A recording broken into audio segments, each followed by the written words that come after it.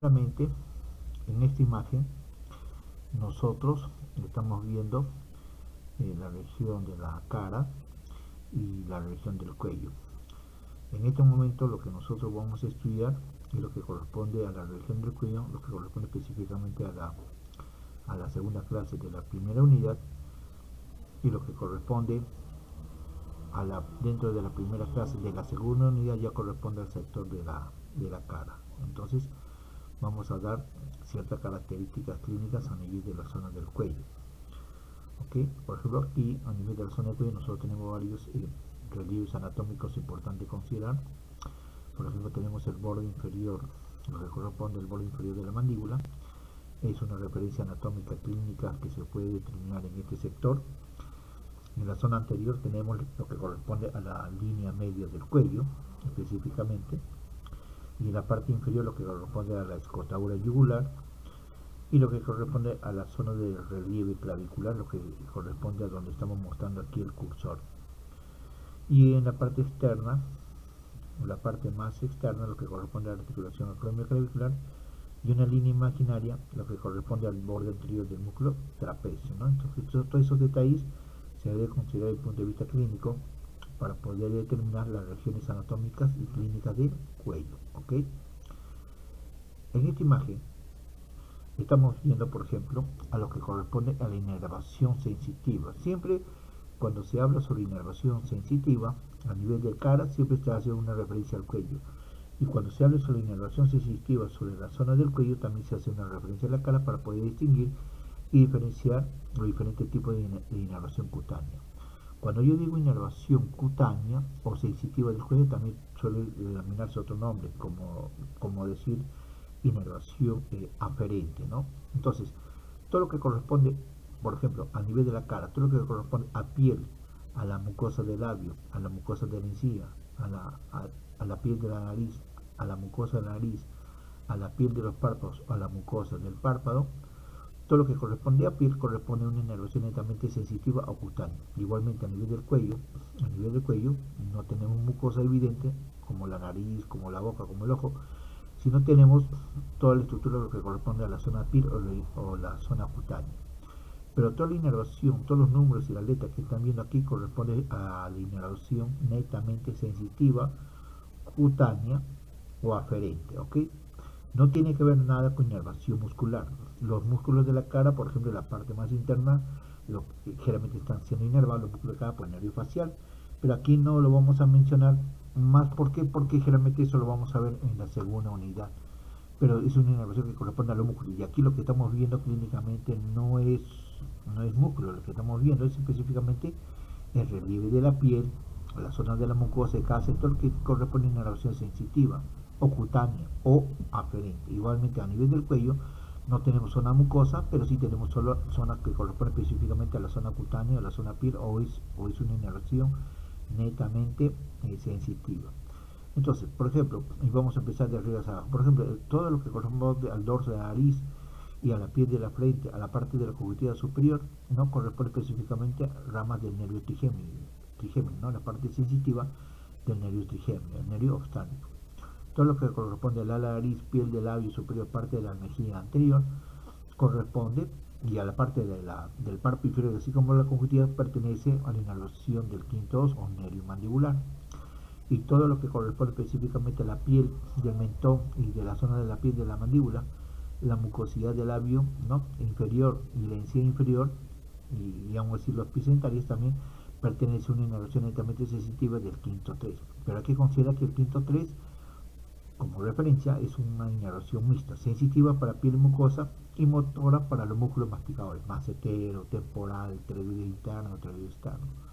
Entonces ya hemos hablado muy a grosso modo de inervación sensitiva o cutánea de este sector, que está gobernado por el nervio trigémino. Pero la parte de la piel, que es nuestro punto de estudio, la parte cutánea de la piel está dada por la inervación por el plexo cervical superficial. Repito, estoy hablando sobre la inervación sensitiva, la inervación cutánea o una inervación aferente. Entonces, el nervio que va a gobernar la piel o la zona cutánea de este sector corresponde al nervio plexo cervical superficial. Entonces ese nervio plexo cervical superficial se divide en varias ramas, por ejemplo se divide en esta una ramita que estamos mostrando aquí, el nervio auricular mayor, el nervio occipital menor, ¿no? Aquí tenemos por ejemplo las supraclaviculares y la zona transversa, ¿no? O la transversal de este sector, ¿no? Que estamos viendo, ¿no? La cervical transversa, ¿no? Y la supraclavicular que suele dividirse en tres sectores, ¿no?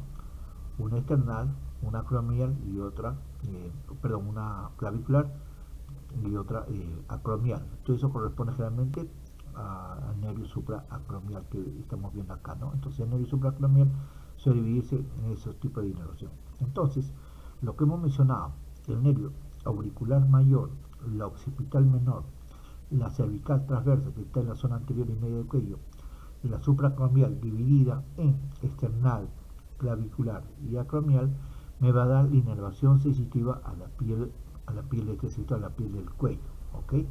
Hay que considerar que el estudio que nosotros estamos realizando en este momento corresponde específicamente a la parte cutánea del piel anterior.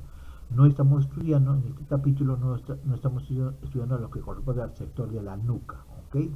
Corresponde específicamente al sector anterior y lateral del cuello, que en este caso tiene una inervación netamente sensitiva o tiene una inervación cutánea dada por el plexo cervical superficial, que está conformada por las ramas superficiales del plexo cervical, por el C1, el C2, C3 y C4. Los elementos musculares, por ejemplo los músculos suprayoideos, los músculos infrayoideos, ¿no? O el músculo trapecio, el músculo esternocleidomastoideo, reciben una erosión motora con otro tipo de nervio. En este caso, sobre la piel, corresponde específicamente a la inervación sensitiva o cutánea de la piel correspondiente, ¿ok?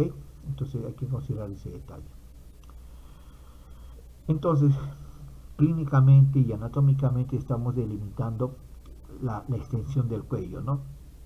Que es nuestro campo de estudio. Entonces, al nivel de ese sector, podemos ver varios relieves anatómicos y varios relieves clínicos. Cuando yo digo relieve clínico significa que la estructura que estamos mencionando se refleja directamente sobre el paciente, ¿no? O sea, sobre un ser vivo. Eso significa una anatomía clínica.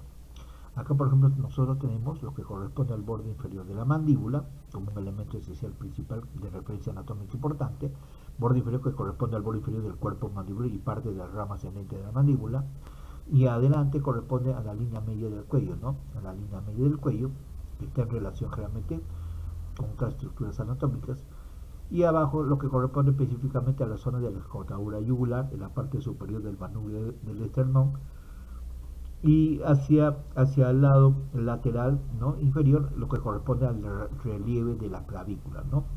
Y el ángulo formado acá, formado por la articulación acromioclavicular, y hacia atrás con el borde anterior del músculo trapecio. Entonces, toda esa línea que hemos delimitado, la número 1, 2, 3, 4, y 5 y 6, los que se mantienen aquí en este detalle, constituye los límites del cuello que va a ir a nuestro estudio, ¿no? Entonces, ya estamos hablando dos elementos esenciales y de suma importancia, ¿ok? En esta imagen, por ejemplo, ya teniendo como referencia el borde inferior de la mandíbula, el borde anterior del músculo trapecio, el borde inferior de la clavícula, la articulación craneoaclavicular, la escotadura yugular, vamos a trazar una línea, lo que me va a reflejar generalmente el trayecto del músculo esternocleidomastoideo. Este músculo esternocleidomastoideo, una vez que lo reflejamos aquí imaginariamente, más la proyección del hueso yoide, que también lo vamos a imaginar, la proyección de estas dos estructuras anatómicas, primero sobre el hueso yoides y segundo sobre el músculo esternocleidomastoideo. Entonces, específicamente este músculo esternocleidomastoideo, que se inserta en la apófisis mastoides y abajo se inserta a nivel de la escotadura yugular y a nivel del tercio interno de la clavícula, y además ese músculo que está siendo inervado por el nervio accesorio o nervio espinal, ese músculo lateral del cuello, en cierta manera me va a dividir en dos triángulos en relación al borde superior de la rama, al borde superior, al borde inferior de la zona de la mandíbula, y en relación al relieve clavicular.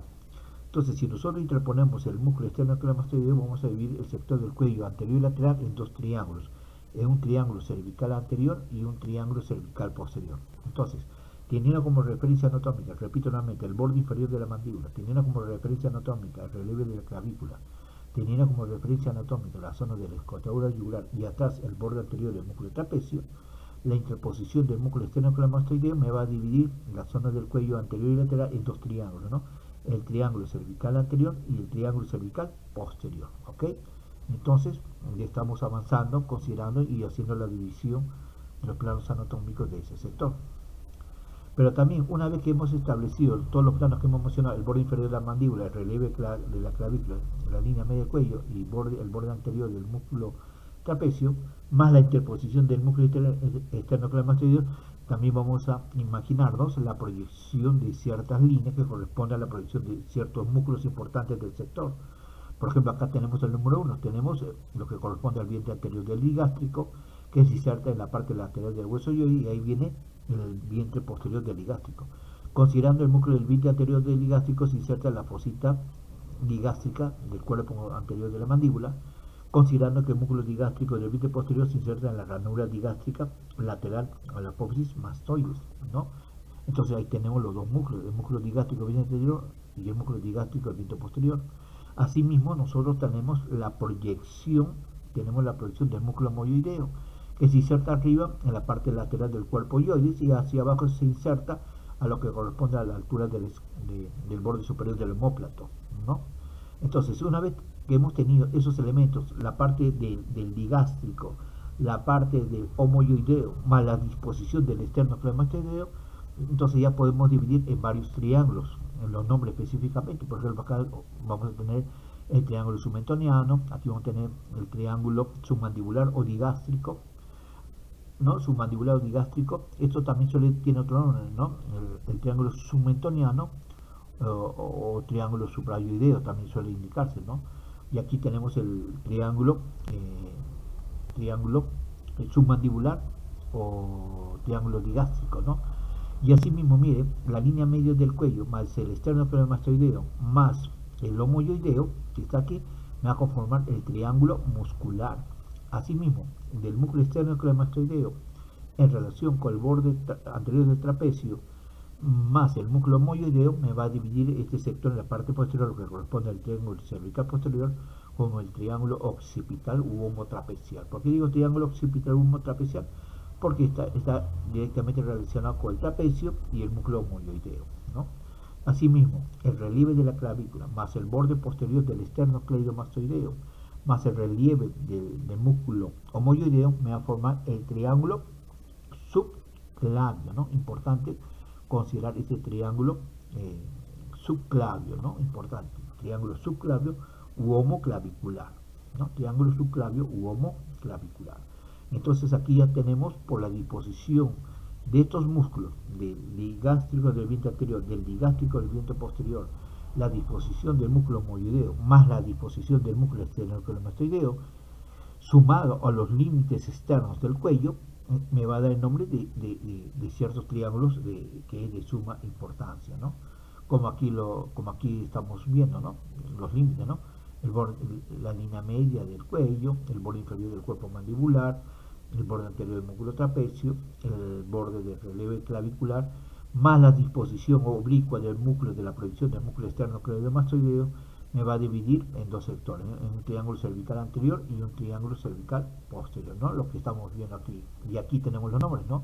Ahí tenemos el triángulo submentoniano o suprayoideo, el triángulo submandibular o digástrico, ahí tenemos el triángulo carotidio, importante, aquí nosotros tenemos el triángulo carotidio, acá por ejemplo tenemos el famoso triángulo muscular. Todos esos elementos de la letra A, B, C y D, corresponden al triángulo cervical anterior, y lo que está en relación a la parte posterior del músculo esternocleidomastoideo, en relación al relieve clavicular, al borde interior del músculo trapecio, claramente me va a dividir, vamos a contener hecho ese sector, el triángulo cervical posterior, en la cual más la disposición del músculo homoyoideo que estamos viendo aquí me va a dividir en dos pequeños subtriángulos a nivel del triángulo cervical posterior, así como vamos a tener el triángulo supraclavicular u homoclavicular, y aquí vamos a tener el triángulo, lo que corresponde específicamente al triángulo occipital u homotrapecial, ¿no? Entonces ya estamos considerando, hacia grosso modo, lo que está delante en el triángulo cervical anterior, lo que está delante del músculo esternocleidomastoideo.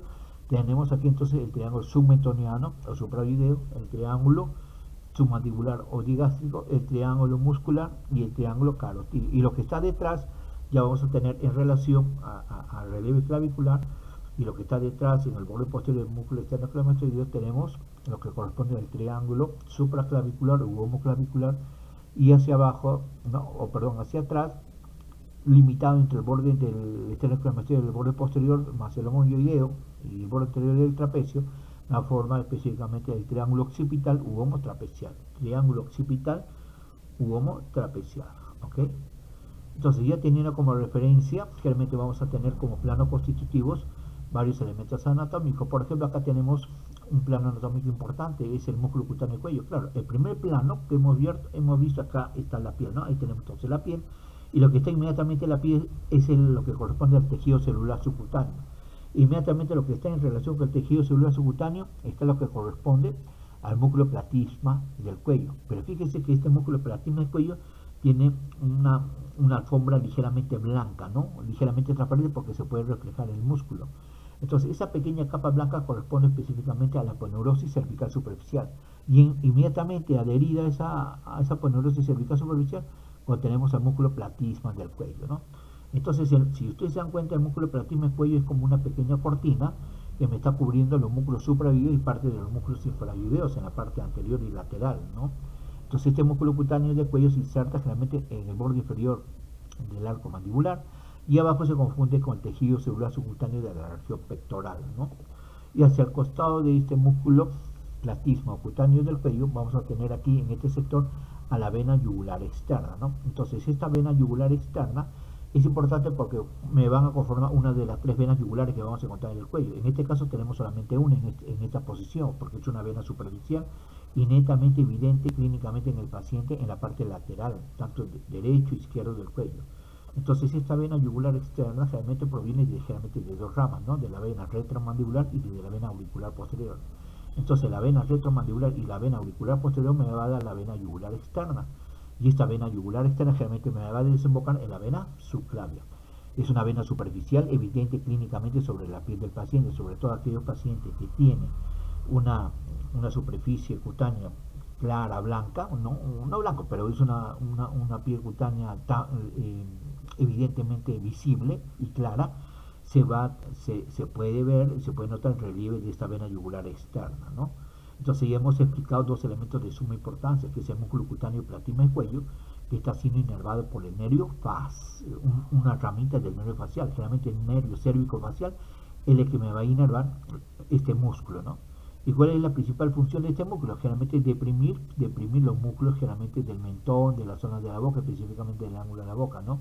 Me deprime generalmente la piel de ese sector específicamente. Es un músculo netamente superficial. Y la vena yugular externa realmente me va a recoger la sangre profunda y lateral de la cara, ¿no? La sangre profunda y lateral de la cara, y me va a desembocar a nivel del triángulo occipital u homotrapecial, ¿no? A nivel de ese sector, ¿no? Me va a traer la sangre de la parte lateral y profunda de la cara, ¿no? La vena yugular externa, ¿no? La cual está siendo conformada por la vena retromandibular y auricular posterior, y termina a nivel de la vena subclavia. Entonces, hay que tener bastante consideración con este elemento que estamos mencionando, ¿ok? Asimismo nosotros tenemos, a ver, vamos a pasar a otra imagen, ya otro elemento anatómico. Fíjense en esta imagen, si ustedes se fijan en esta imagen, se hemos puesto el músculo cutáneo del cuello, lo hemos dispuesto en una posición superior, se ha hecho una incisión. A ver, si retrocedemos la imagen, ahí vemos el músculo cutáneo del cuello, y en esta imagen ya estamos viendo que ese músculo cutáneo del cuello lo hemos llevado hacia arriba, ¿no? Para mostrar los demás elementos musculares. Por eso le digo que este músculo cutáneo del cuello es como si fuese una cortina, ¿no? Es como si fuese un músculo cortina, delgado, amplio sobre todo, que me va a cubrir específicamente los otros órganos internos. Aquí, por ejemplo, tenemos, para enumerar, ahí tenemos, por ejemplo, el músculo platysma cutáneo del cuello, que es un músculo a nivel del cuello, pero que tiene bastante función en la expresión de los músculos de la cara, sobre todo a nivel de los labios inferiores, ¿no? Ese músculo cutáneo, en la cual está siendo inervado por el nervio séptimo partanal, por el nervio cérvico-facial. Asimismo, aquí ya estamos viendo también a la vena yugular externa. Recuerden que la vena yugular externa proviene de la sangre de la vena retromandibular y de la vena auricular posterior, y me va a desembocar en la vena subclavia. Función de esa vena, lo que ya hemos mencionado en el diapositivo anterior, recoge la sangre venosa de la parte lateral y profunda de la cara, ¿no?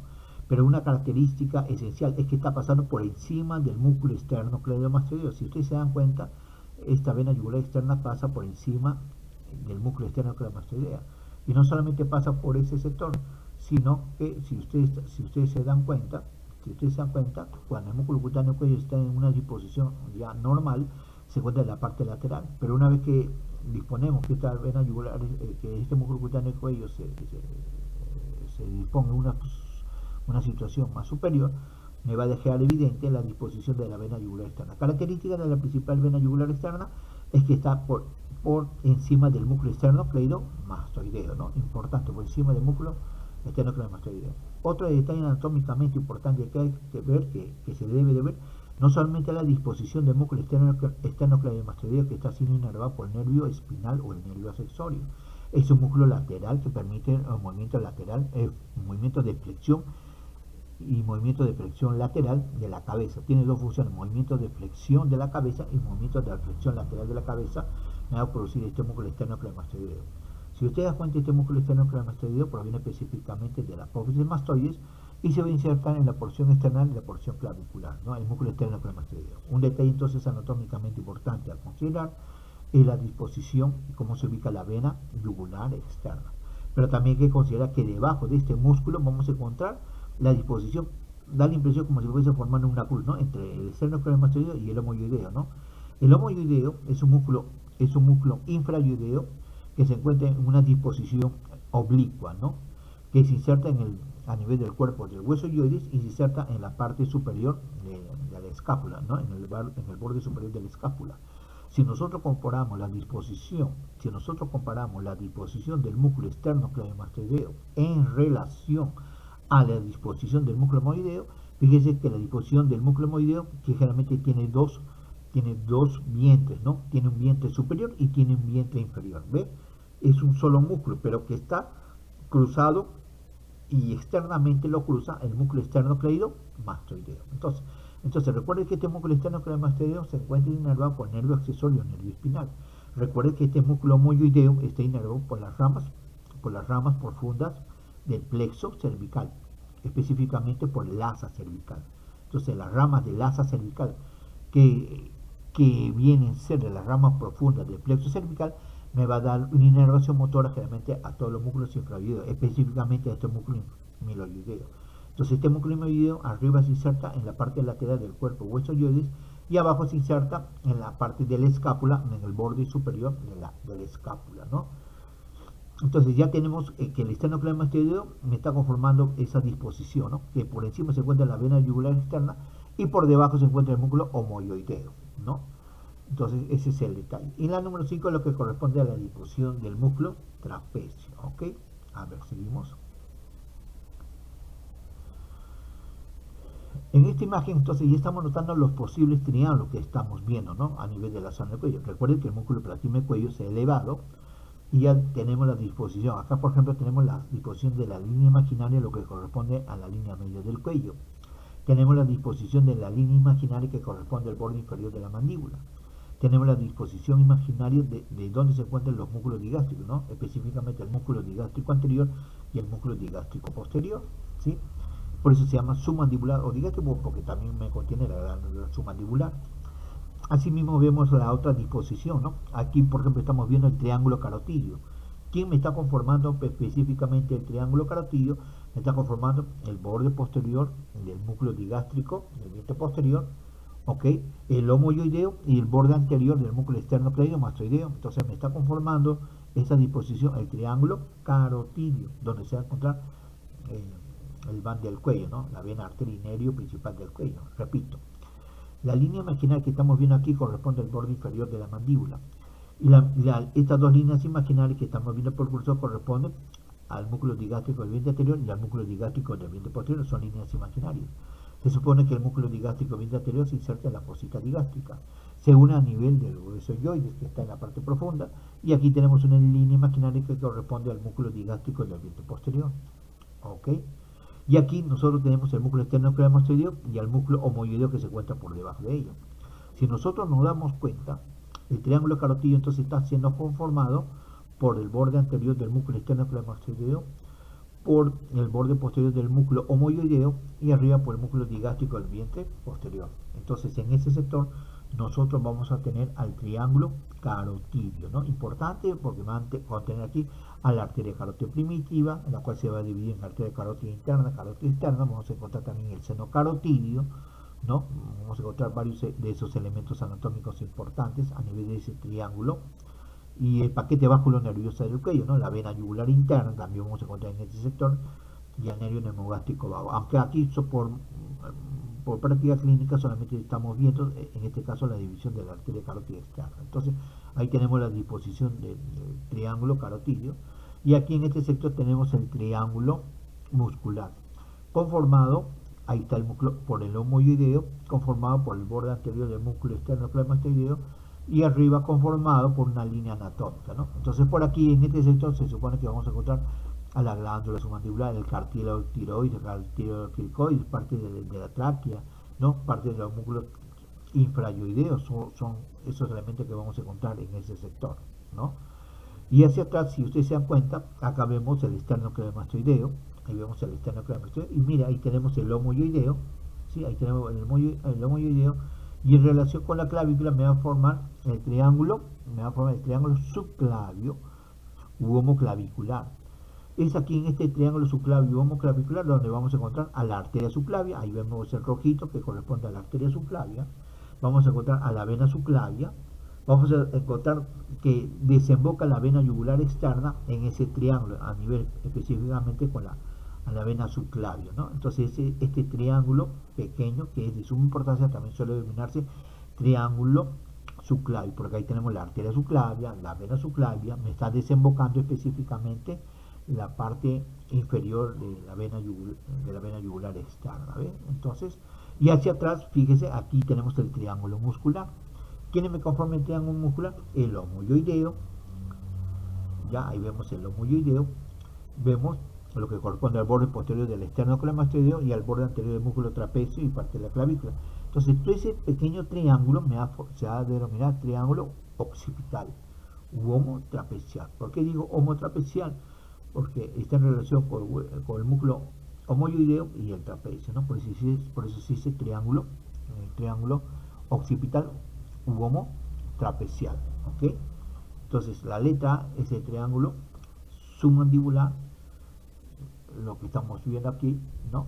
La letra C es lo que corresponde específicamente al triángulo carotídeo, la letra B que corresponde al triángulo muscular, la letra D es lo que corresponde al triángulo subclavio, y la letra E que estamos viendo aquí corresponde al triángulo occipital u homotrapecial, ¿ok? Importante tener en consideración esos detalles. Entonces aquí ya hemos eliminado el músculo palatino cutáneo del cuello. Se nota claramente, miren, y no solamente eso, sino que el músculo esternocleidomastoideo lo hemos elevado, ¿ves? Si ustedes retroceden la imagen, ahí tenemos el músculo esternocleidomastoideo, le hemos hecho un corte, un seccionamiento en la base del esternocleidomastoideo, y luego nosotros vamos a tener esta imagen, ¿no? El músculo esternocleidomastoideo elevado, ¿no?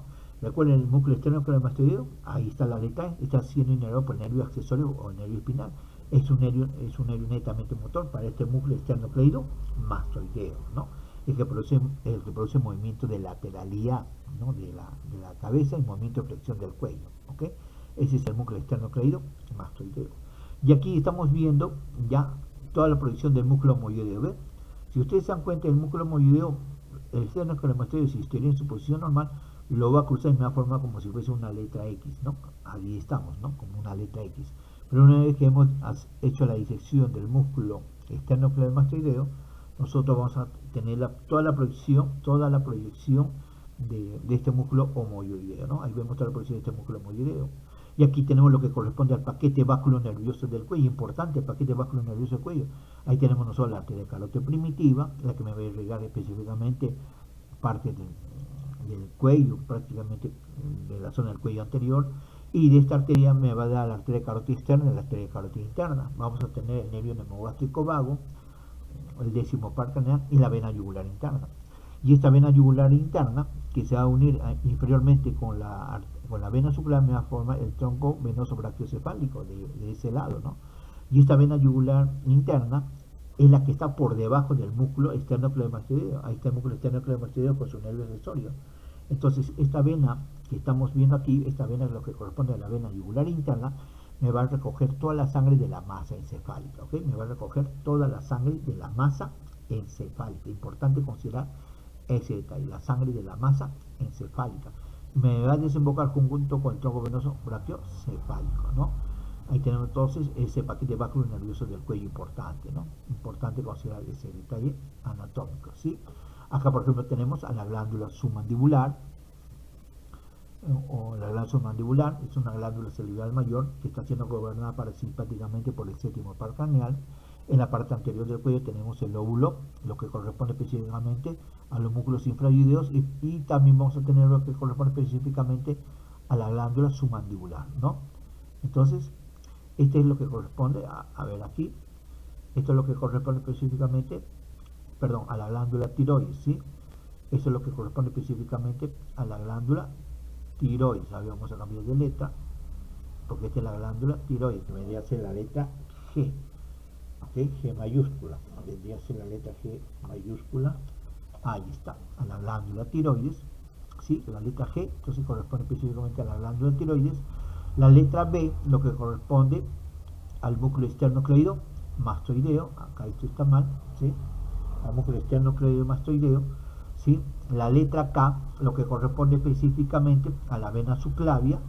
Y fíjese bien un detalle anatómico, esta letra, ¿no? Por ejemplo, la letra J, esta zona amarilla, esta es la letra I, perdón, la letra I que estamos viendo aquí, pertenece a plexo braquial. Y este nervio plexo braquial me va a dar una inervación sensitiva y motora al miembro superior. Y lo que corresponde al músculo escaleno, por ejemplo, el músculo que estamos viendo acá, este es el músculo, este debería ser el músculo escaleno anterior, y este acá vendría a ser el músculo escaleno posterior, ¿no? Es la que me está rodeando principalmente al plexo braquial que estamos viendo acá, ¿sí? Y aquí abajo estamos viendo a la vena subclavia y estamos viendo también a la arteria subclavia, ¿ok? Entonces, entre el escaleno anterior y el escaleno medio se va a encontrar el plexo braquial y la arteria subclavia. Y lo que se encuentra delante del escaleno anterior vendría a ser la vena subclavia, ¿ok? Ahí entonces tenemos la glándula tiroides, la glándula submandibular, el músculo homoioideo, lo que corresponde al paquete báculo nervioso del cuello, ¿no? Esos elementos importantes, ahí tenemos también los demás elementos que ya lo hemos mencionado, ¿ok?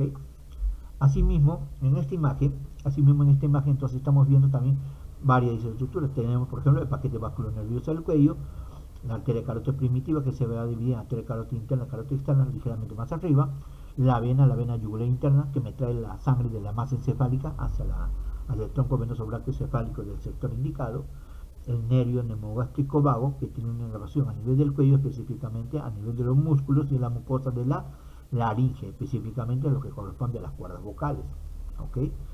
Fíjense por favor estos dos músculos importantes, este músculo aquí vemos por ejemplo un músculo y acá vemos otro músculo. Entre el músculo anterior, el músculo escaleno anterior y este músculo escaleno posterior, vamos a encontrar al plexo braquial y vamos a encontrar a la arteria subclavia. Entonces la arteria subclavia está entre el escaleno anterior y el escaleno medio, tanto la arteria subclavia como el plexo braquial. Entonces esta arteria subclavia se encuentra detrás del músculo escaleno anterior. Y fíjense, lo que se encuentra encima del músculo escaleno anterior, vemos este pequeño nervio. Ese es el nervio frénico, el nervio que me va a dar una inervación motora generalmente a la zona del diafragma, ¿no? Y ahí tenemos el plexo braquial, la que me va a dar una inervación motora y sensitiva al miembro superior, ¿ok?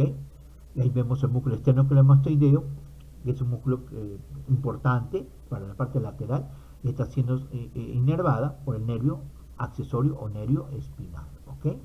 Importante tener en cuenta esos detalles anatómicos. Y aquí también es importante considerar generalmente los músculos suprayudeos e infrayudeos. Acá por ejemplo vemos algunos músculos suprayudeos. Ahí vemos por ejemplo el músculo digástrico del vientre anterior del lado derecho, el músculo digástrico del vientre anterior del lado izquierdo, en relación con la base del hueso ioides. Y el músculo que me sirve en la parte superior y media de este sector, tenemos el músculo miloioideo, ¿no? Acá se ha hecho una incisión a nivel del rafe miloioideo. Entonces, estos dos músculos son importantes porque nosotros consideramos que forman parte del músculo supraoideo, ¿no? El músculo digástrico del vientre anterior, ahí tenemos el músculo miloioideo, ¿no? ¿Ya? Entonces, este músculo digástrico del vientre anterior se inserta en la fosita digástrica y el músculo miloideo se inserta en la línea miloidea o en la línea obliqua interna. Es lo que se considera como músculo principal de piso de boca. Y abajo tenemos los músculos infraoideos. Este es lo que corresponde al hueso yoides.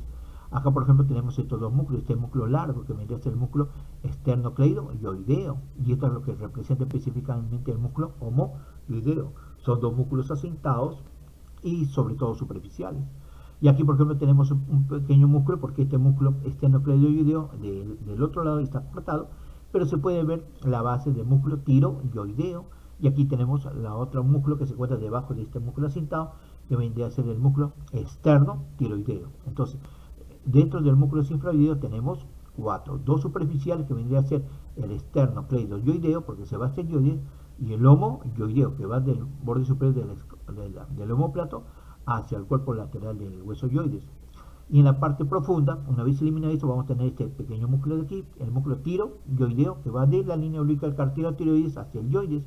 Y abajo vamos a tener el músculo, el externo tiroideo, ¿no? Son dos músculos importantes ya a considerar en ese sector. Es aquí lo que nosotros vemos. Es aquí, por ejemplo, lo que nosotros vemos: el músculo miloioideo, el músculo digástrico anterior, el músculo digástrico posterior con el estiloioideo, ¿ves? Y aquí vemos esos músculos, ¿no? El esternocleidoyoideo y el músculo homoyoideo. Y debajo de ellos vemos debajo de este músculo vamos a ver estos dos músculos de aquí, ¿no? El tiroyoideo y el esternotiroideo. Entonces, ¿cuáles son los músculos que me forman el rombo de la traqueostomía? Me forma este músculo, el esternocleidoyoideo, que estamos viendo aquí, el músculo largo, el esternocleidoyoideo más el esternotiroideo, me va a formar el rombo de la traqueostomía, ¿ves?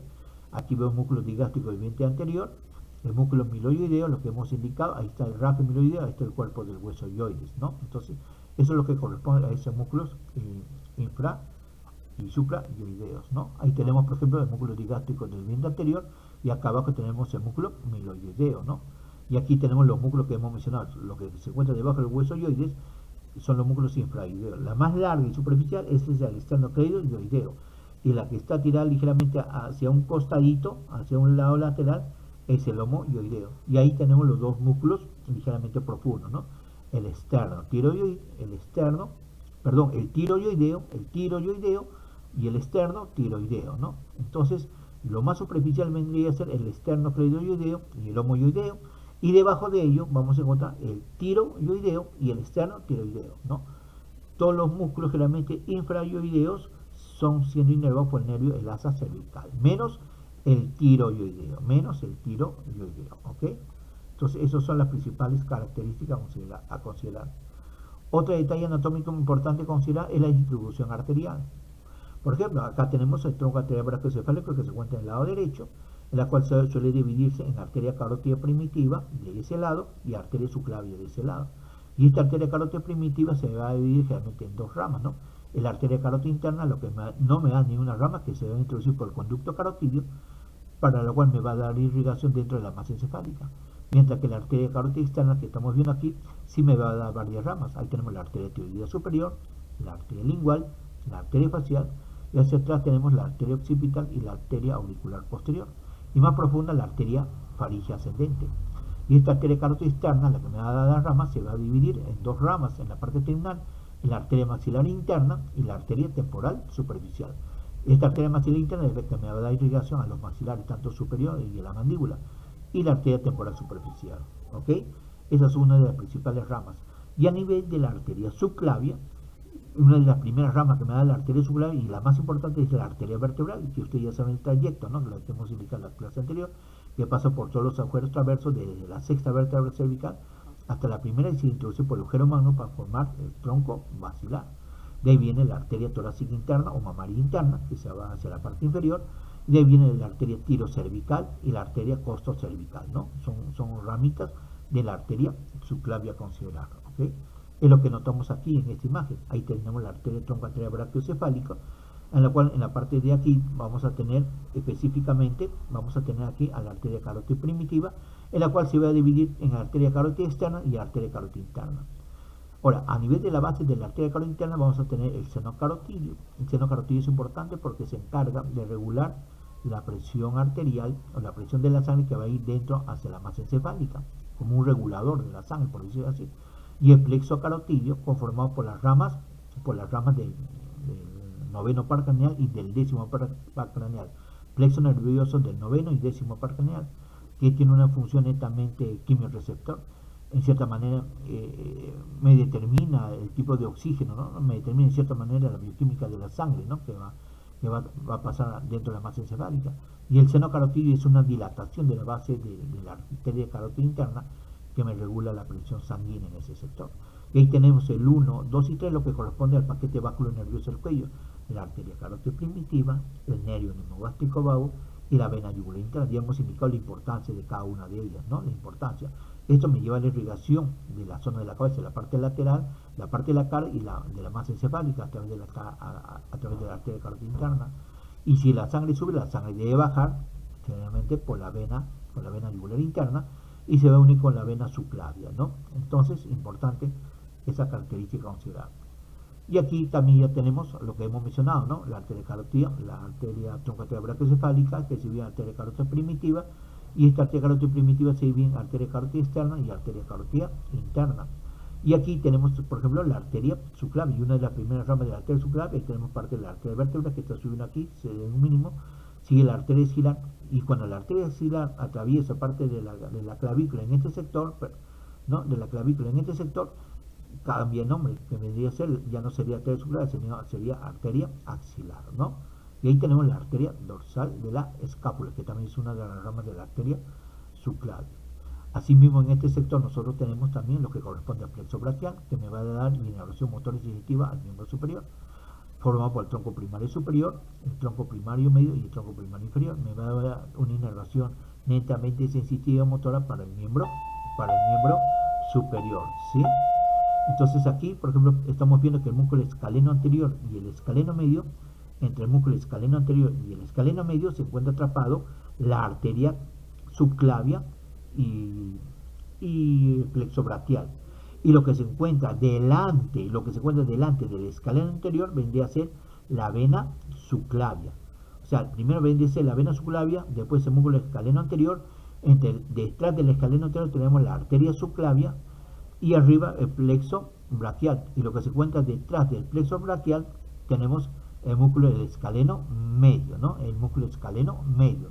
Importante a considerar en ese detalle anatómico, ¿no? Entonces, repetimos lo que hemos mencionado generalmente anteriormente. Ahí tenemos las ramas de la arteria carótida externa. Aquí ya tenemos parte de la rama de la arteria carótida externa, ¿no?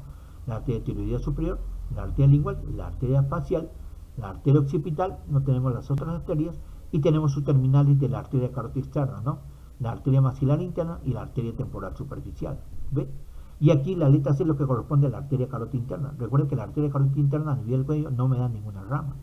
Acá sí tenemos, por ejemplo, la vena yugular interna, que proviene del agujero nasal posterior y termina uniéndose con el tronco venoso brachiocefálico, ¿no? Perdón, sí, se va uniendo con la vena subclavia, perdón, y me va a formar el tronco venoso brachiocefálico, ¿no? Se une con la vena subclavia, ¿ok? Esa es una de las principales ramas que se debe considerar. Ya para ir terminando en este sector, ahí tenemos la división de la arteria carótida. Fíjense las principales divisiones de la arteria carótida. Ahí tenemos, por ejemplo, la zona del callado de la aorta. Recuerden, del callado de la aorta hacia el lado derecho tenemos el tronco arterial brachiocefálico, y del tronco arterial brachiocefálico se va a dividir en arteria carótida primitiva y la arteria subclavia. Hacia el lado izquierdo del callado de la aorta vamos a tener en forma directa el tronco, la arteria carótida primitiva o la arteria carótida común, que sale en forma directa del callado de la aorta. Y aquí tenemos la arteria subclavia, que también sale del lado izquierdo, sale también directamente del callado de la aorta. Por eso que la arteria carótida primitiva que estamos viendo en este sector del lado izquierdo y la vena subclavia, y la arteria subclavia que vemos del lado izquierdo, suelen ser una condición ligeramente más gruesa y más larga, ¿no? En relación de este sector. ¿Por qué? Porque de este tronco arterial brachiocefálico que se encuentra del lado derecho, recién va a emerger la arteria carótida primitiva del lado derecho y la arteria subclavia también del lado derecho. ¿ok? Entonces, importante ese detalle anatómico. Y en relación a las venas, aquí por ejemplo tenemos la vena cava inferior, ¿ve? Entonces, la vena yugular interna que viene desde el agujero rasgado posterior se une a la vena subclavia. Entonces, la vena yugular interna con la vena subclavia se van a unir y van a formar la vena brachiocefálica del lado derecho, la cual es ligeramente más corto. Igualmente, la vena yugular interna que está aquí y la vena subclavia que estamos viendo aquí del lado izquierdo se van a unir para formar una vena brachiocefálica izquierda que es ligeramente, no es ligeramente, es totalmente más grande, el doble o el triple tamaño que la vena brachiocefálica del lado derecho. Entonces la vena brachiocefálica del lado derecho más la vena brachiocefálica del lado izquierdo me van a formar la vena cava superior. Y esta vena cava superior va a desembocar específicamente a nivel de la zona de la aurícula derecha, a nivel del corazón. ¿Ve? Entonces es importante considerar cada uno de esos elementos anatómicos. Así como ya en esta figura también podemos entender la arteria aorta, ¿no? Entonces, de la arteria aorta tenemos el tronco arterial brachiocefálico, aquí dice tronco venoso brachiocefálico, vendría a ser tronco arterial brachiocefálico, este vendría a ser tronco arterial brachiocefálico. Entonces, este tronco arterial brachiocefálico, aquí está mal, acá dice tronco arterial brachiocefálico, se va a dividir en arteria carótida primitiva y arteria subclavia, ¿sí? En cambio, del callado de la aorta, ligeramente del mismo callado de la aorta hacia el lado izquierdo, la arteria carótida primitiva suele ser ligeramente más grande, ligeramente más gruesa, y la arteria subclavia también con esas mismas características porque nace directamente de la arteria aorta. Mas no así sucede en las venas, ¿no? En cambio, la vena es al revés, mientras que la arteria sube, en la vena está recogiendo sangre venosa. Entonces, la vena yugular interna que viene del agujero rasgado posterior a través de la vena sigmoidea, la vena yugular interna baja, se une con la vena subclavia, me van a formar el tronco venoso brachiocefálico del lado derecho, que es corto. Igualmente, en el lado izquierdo, la vena yugular interna que me está recogiendo la sangre venosa de la masa encefálica, esta vena yugular interna se va a unir con la vena subclavia y me van a formar el tronco venoso brachiocefálico del lado izquierdo, que es ligeramente más grande. Y ambos me van a formar la vena cava superior. Y esta vena cava superior va a desembocar específicamente a nivel de la zona de la aurícula derecha del corazón. Entonces, esas son las principales características que hemos de considerar. ¿Ok? Ya señores, entonces hasta aquí en la clase correspondiente, a lo que hemos mencionado en cada una de estas estructuras. ¿Ok? Entonces damos finalizado la clase virtual con respecto a la práctica del curso de anatomía aplicada correspondiente al sector de cuello. ¿Ok? Ya, nos vemos, gracias.